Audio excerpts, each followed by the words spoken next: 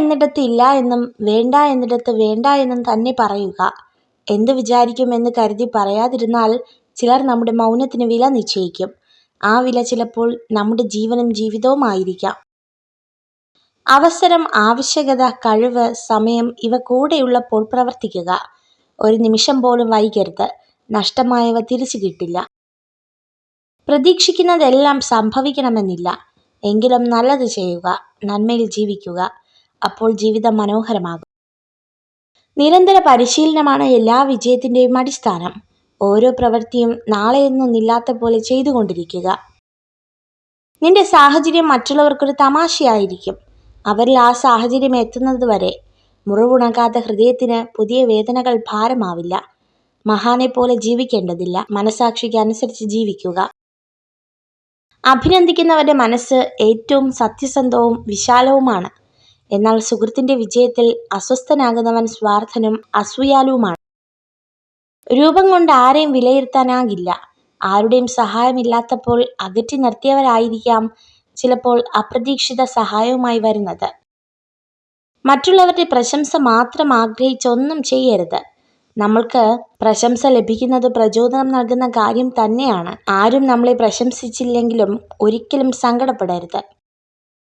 ഏറ്റവും പ്രയാസകരമായ അവസ്ഥയിലും നമ്മൾ എവിടേക്കാണ് പുറപ്പെട്ടത് എന്ന വ്യക്തമായ ധാരണ മനസ്സിലുണ്ടെങ്കിൽ നമുക്ക് ലക്ഷ്യത്തിലെത്താം. പരാജയം ഒന്നിൻ്റെയും അവസാനമല്ല, അത് നമുക്കുള്ള പ്രചോദനമായി മാത്രം കരുതുക. നാം നമ്മുടെ നിലപാടുകളിൽ ഉറച്ചു നിൽക്കുക. ചിലർ കൊഴിഞ്ഞു പോകും, ചിലർ കൂടെ കൂടും, അത് സ്വാഭാവികം മാത്രം. പക്ഷേ ആർക്കു വേണ്ടിയും നിലപാടുകൾ മാറ്റരുത്. ഉള്ളവരിലേക്ക് നോക്കിയാൽ നിങ്ങൾക്ക് ഒരുപാട് നേടാനാകും. ഇല്ലാത്തവനിലേക്ക് നോക്കിയാൽ നിങ്ങൾ ഒരുപാട് നേടിയവനാകും. സ്വന്തമായി നിലപാടുള്ളവർക്ക് ജീവിതത്തിൽ ശത്രുക്കൾ ഉണ്ടാകൂ. അല്ലാത്തവർ എല്ലാവർക്കും പ്രിയപ്പെട്ടവരായിരിക്കും. നമ്മുടെ ആദർശങ്ങൾ, ആശയങ്ങൾ അത് ആർക്കു വേണ്ടിയും എന്തിനു വേണ്ടിയും മാറ്റേണ്ടതില്ല.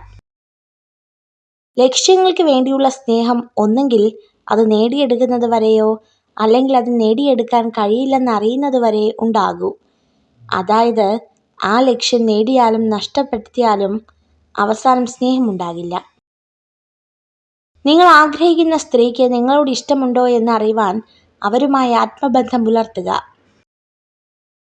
നിങ്ങൾക്ക് ഒരിക്കൽ വിജയം നേടിത്തന്ന അതേ തന്ത്രങ്ങൾ വീണ്ടും ആവർത്തിക്കരുത്. സാഹചര്യങ്ങൾ വ്യത്യസ്തമാണ്.